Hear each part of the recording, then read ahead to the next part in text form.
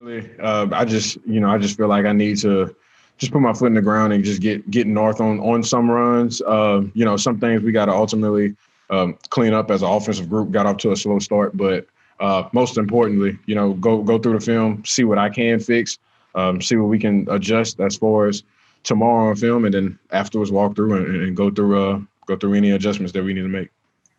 Let's go next to Mick Schaefer. Go ahead, Mick. Hey there, Claude. I was just wondering what the Patriots were doing tonight to slow you guys down so much for the better part of 3 quarters.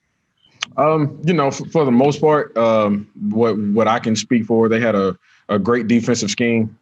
They as far as the way they scheme up, and the film that I watched in the previous games, I didn't play in the previous game, so being able to just watch film over and over again, as far as the scheme that they played, is always a great scheme to match up against us, and ultimately until we can make some adjustments, especially after we made some adjustments at halftime.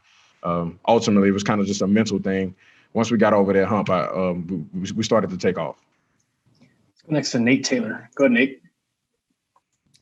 Hey, Clyde, I know you guys had to wait longer than 24 hours than you expected to play this game. Can you just explain what the tone and what the mood was in the locker room at halftime, given how sort of unusual your guys' first half performance was? We just knew we needed ultimately that we were beating ourselves. We just slow on offense, and the theme of halftime was pretty much pick it up. I mean, we had everything that we wanted. We just wasn't executing the way we needed to and the way we wanted. Just some things were just a tad bit off.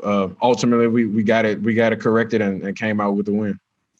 Looks like we've got 2 more. We'll go Sam and then Herbie. Go ahead, Sam.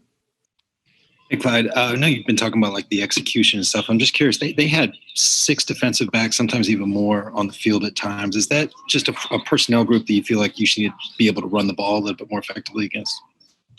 Yes, sir. As far as the nickel package that they were in, it was big against the pass game, to slow the pass down.